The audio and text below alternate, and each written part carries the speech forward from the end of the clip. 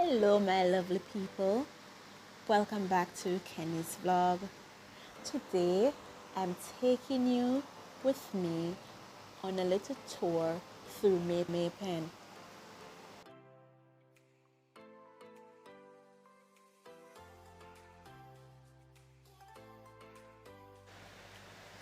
Today is the first day after the 3-day lockdown.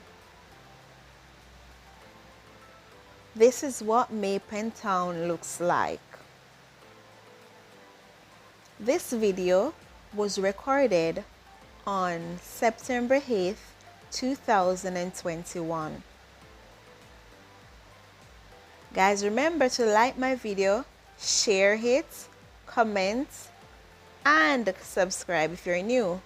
Most importantly, click the bell so whenever I upload, you'll be the first to be notified. Also, you can follow me on TikTok at ticos20 and on Instagram at kenherself_herself. Sit and relax while you observe what is happening in May Pen.